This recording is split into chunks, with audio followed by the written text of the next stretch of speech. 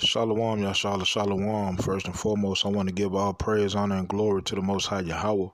I do so in the name of His only begotten Son, Yahweh Shai. Double honors to the apostles and the elders of Yasharallah. Call Haloyim Yahweh by Hashem Yahweh Shai by Hashem Harakak Wadash for blessing our elders with the spirit of truth so that we may know. Shout out to the Akim and the Akwath that's keeping the faith in the work. Shall keep at it. This your brother Abaya coming at you with more precepts. This is the book of John, chapter 6 and verse 63. It is the spirit that quickeneth, the flesh profiteth nothing. The words that I speak unto you, they are spirit and they are life. Right? These words they hold power. I made a video about it before, but today I'm going specifically into a prophecy pertaining to the Most High's people being made alive while they're surrounded by death. Right? And the thing that brings them back to life is the word. Right? In fact, that thing that brings them back to life is Yahweh Shai. Right? Yahweh by Shem Yahweh Shai. Right? So let's get into it. Going to the book of Ezekiel.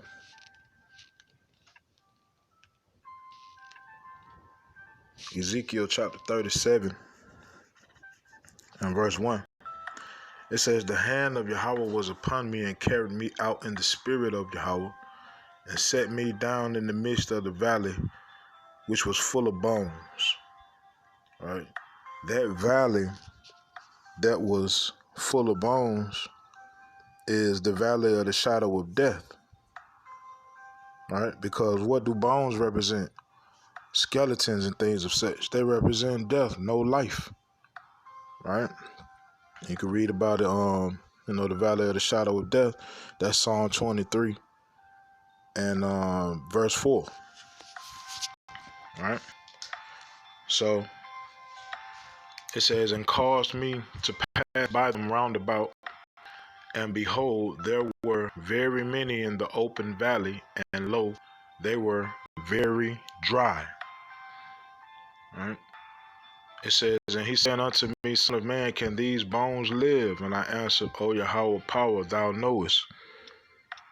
Right? Which was, if you don't know a thing, say you don't know it. Right? Scripture say, let your yeas be yeas and your nays be nays. Right? So when the angel of the Lord asked Ezekiel, can they live? He said, I don't know, you know. Right? It says, again he said unto me, prophesy upon these bones, and say unto them, O ye dry bones, hear the word of the Lord. Thus said Yahweh power unto these bones, behold, I will cause breath to enter into you, and ye shall live. That same breath that was blown in our forefather Adam. All right. Go to the book of the Wisdom of Solomon. In the Apocrypha, chapter 7 and verse 24.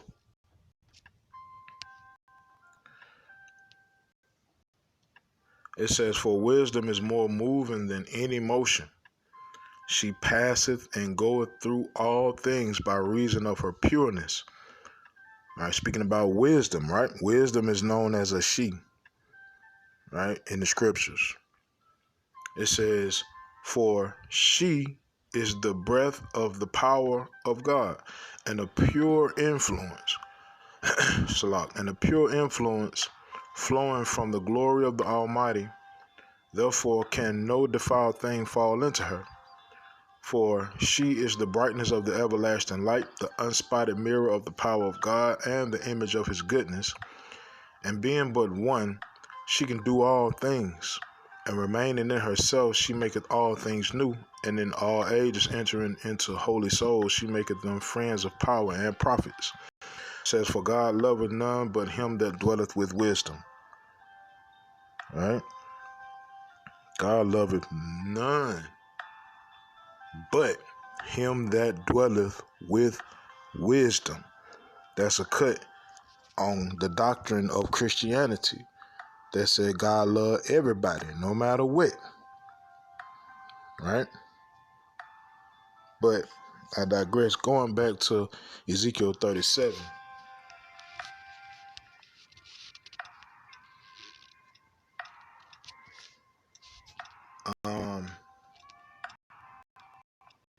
Let's see. Right. Ezekiel 37 and verse 5. Thus saith Yahweh power unto these bones, behold, I will cause breath to enter into you, and ye shall live. What does that mean? That means that the Most High will bless us with the understanding of the word. And with that understanding, we will then be introduced into life instead of being surrounded and bombarded by death. Right? I'm going to go to the book of Daniel. Daniel chapter 12 and verse 4 says, But thou, O Daniel, shut up the words and seal the book, even to the time of the end. Many shall run to and fro, and knowledge shall be increased. So here we are in the end times, and those bones that were spread out in the valley, right, the valley of the shadow of death, now they are alive. And what made them alive? The understanding of the word. Because why? We're in the end times, right? Just think of all the years that we've been over here holding the book, all right, holding the book, and the scriptures that's being brought out today as it pertains to the truth. We didn't know it. Never heard of Deuteronomy 28, right? Never heard of Revelation 13. Never heard none of these scriptures. It's because it wasn't time. But now look at what's going on around the world, and the understanding is where? Amongst the men of the Lord, because the Most High gave them that understanding. All right, let's go back to Ezekiel 37.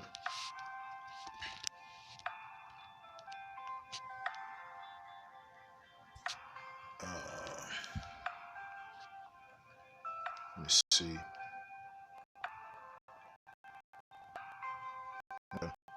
Verse 6, it says, And I will lay sinews upon you, and will bring up flesh upon you, and cover you with skin, and put breath in you, and ye shall live, and ye shall know that I am Yahweh. Right? That skin is the doctrine of the truth. That thing that covers you. Right?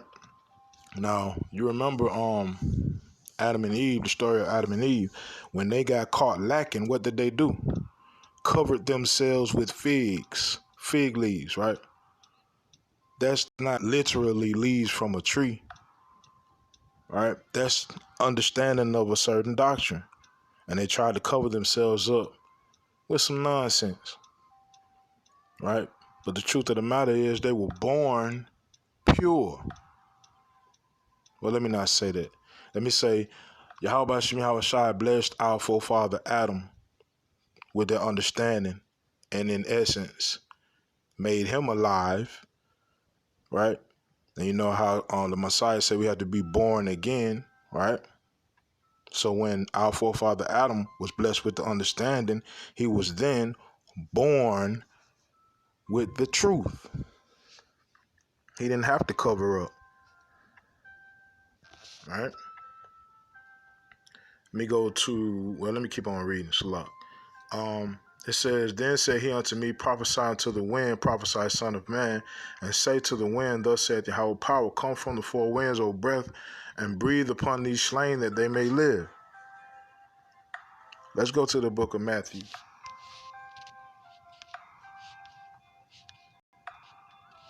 Matthew chapter 24. Let me see.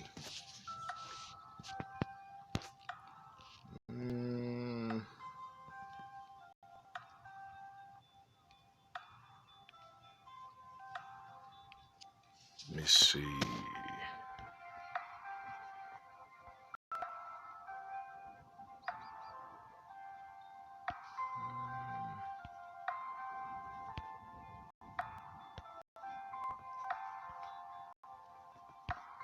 Salak. Hold on. I'm gonna pass it.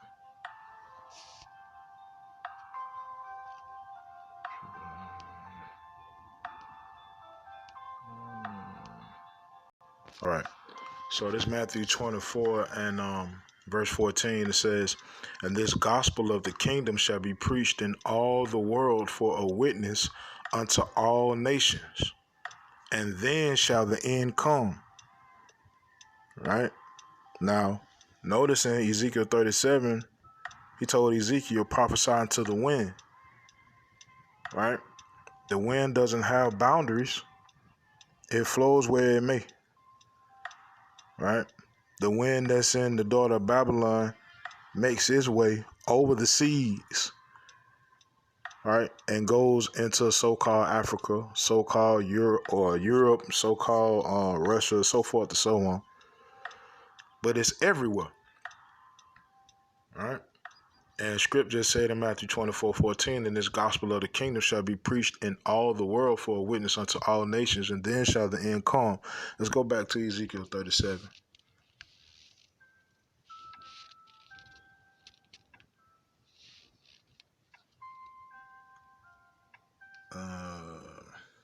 Yeah, Ezekiel 37 and verse 9, it says, "Then said he unto me, prophesy unto the wind, prophesy, son of man, to say to the wind, thus saith Yahweh power, come from the four winds, O breath, and breathe upon these slain that they may live. So I prophesied as he commanded me, and the breath came into them, and they lived and stood up upon their feet, an exceeding great army." Because that's the Most High's people. The Most High's people is not just a people. We way deeper than that, right? The Most High calls us the salt of the earth. He calls us his army.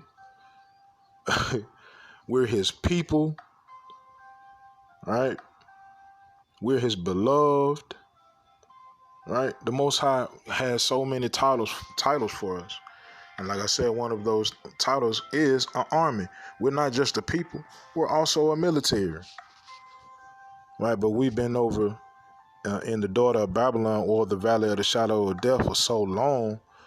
We don't believe this information. We don't know this information. So we branch off into different wicked sects to be militarized, whether it's a gangster, or you're a gangbanger, or you're a dope boy, right? You basically committing acts as a soldier, but it's for the wrong team.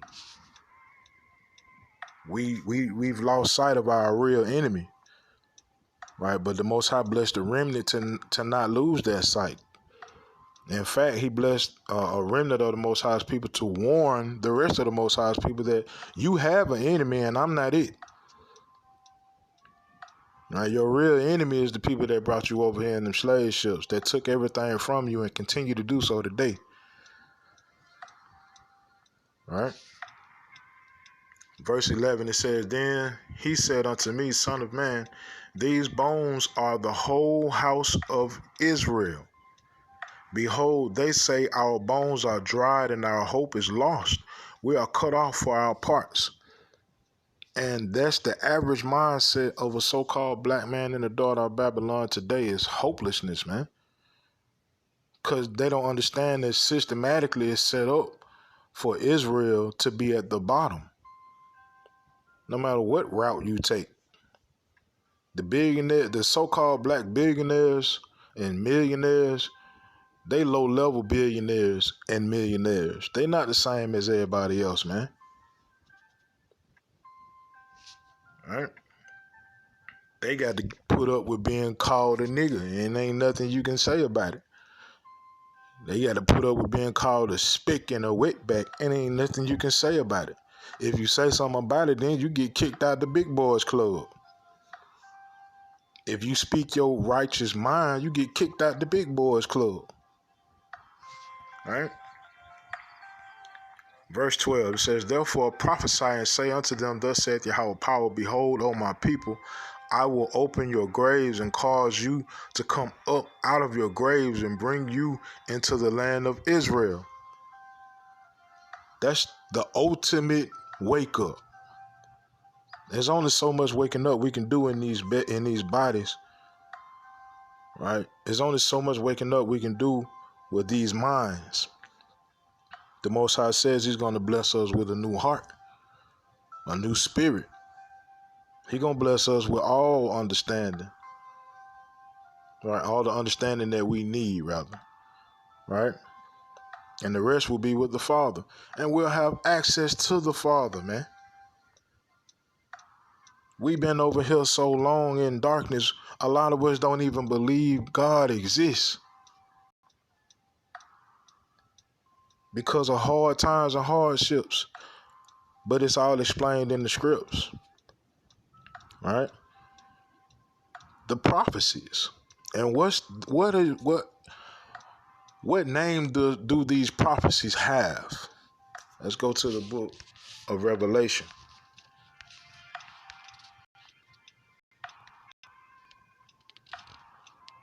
Revelation chapter 19 and verse 10. It says, "And I fell at his feet to worship him, and he said unto me, See thou do it not. I am thy fellow servant and of thy brethren that have the testimony of Yahushua. Worship power, for the testimony of Yahushua is the spirit of prophecy." All right? The spirit of prophecy brings life, bro. It's these words. John 1 says what? What is another name for Yahushua? The Word. All right? It's a blessing, man, to be woke, bro. And I ain't talking about no pseudo woke. I'm not talking about no Egyptology. All right? All of that's been debunked. Facts. We are not the same people. We are not Egyptians. We don't stem from the same place. If you take a matter of fact, if a so-called black man takes a DNA, even though I'm not too keen with the DNA test because they faulty, right? To be real with you, right? You can have two sets of twins take the same DNA test and it'll make it as though those two sets of twins came from two totally different places, but they twins though. I mean, identical, right?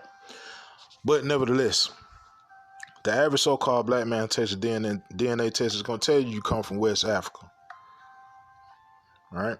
9 times out of 10. And if you look at a map of West Africa during the slave trade, you will clearly see, right, in the slave coast, meaning the main port to receive slaves, it was also called the Kingdom of Judah on the map, right? Tribe of Levi was right there next to it. You can look this information up. I'm not making it up. So we're not the same people. Scripture even tells us we're not the same people. It's understood that we're not the same people, right? You want to call yourself a Moor? Bet. That can be broken down with true understanding. Basically, at the end of the day, all doctrines have been tried, but the only one that has been shown as true is the doctrine of the scripts, right? But blessed are your eyes for they see and your ears for they hear. You heard that word. And when you heard that word, flesh came upon you. You got covered up. You got skin, right? The Most High started to put marrow in them bones. Right? They wasn't dry. He started to link up the ligaments, right?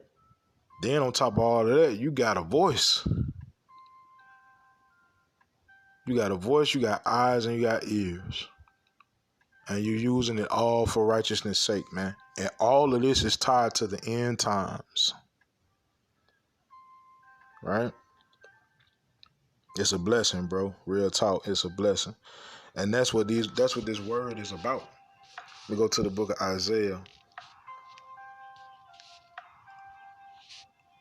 Isaiah chapter 61 from the top. It says, "The spirit of Yahweh power is upon me, because Yahweh hath anointed me to preach good tidings unto the meek. He has sent me to bind up the brokenhearted, to proclaim liberty to the captives, the opening of the prison to them that are bound, to proclaim the acceptable year of Yahweh and the day of vengeance of our power, to comfort all that mourn. And we mourning, right? The proof that we've been mourning, whether you in the truth or not. Look at all these folk that's marching for rights. Look at all these people that have been marching for so-called civil rights, for rights, period, to be treated as a human being still to this day. That's mourning, man. All right? It says to appoint unto them that mourn in Zion, not everywhere, but only in Zion, to give unto them beauty for ashes, the oil of joy for mourning, the garment of praise for the spirit of heaviness, that they might be called trees of righteousness, the planting of Yahweh, that he might be glorified. Right? All praise Yahweh by Hashem Yahweh Shai by Hashem Haro Kakodash. Hold on one second. Okay, so I'm gonna give a quick breakdown of the skin portion that I was speaking about earlier. Real quick. I'm not gonna go into real deep details about it. But let's start off with being covered, right? And go to the book of Revelation.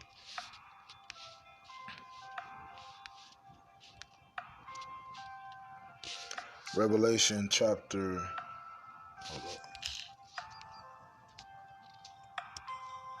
16 and verse 15. It says, Behold, I come as a thief. Blessed is he that watcheth and keepeth his garments, lest he walk naked and they see his shame. Right? So to be uncovered is to be basically in sin, is to be wicked. Right? So we were wicked all the way down to the bone. You know how they got a saying, rotten to the core?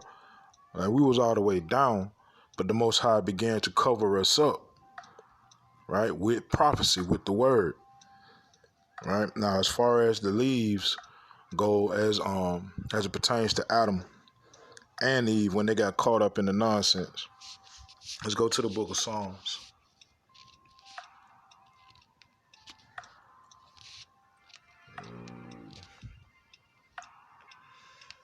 Psalms chapter 1 and verse 1 says, Blessed is the man that walketh not in the counsel of the ungodly, nor standeth in the way of sinners, nor sitteth in the seat of the scornful. But his delight is in the law of Yahweh, and in his law doth he meditate day and night. And he shall be like a tree planted by the rivers of water.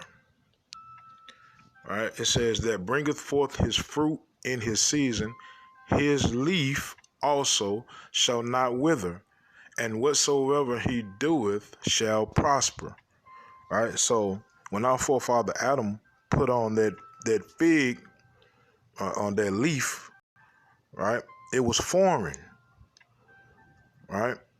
It wasn't of the Most High. Right? It was something foreign that he tried to cover himself up with, some form of doctrine that he tried to cover up himself with. Right? Further prove this point, I'm going to go to Jeremiah. Jeremiah chapter 2 and verse 21.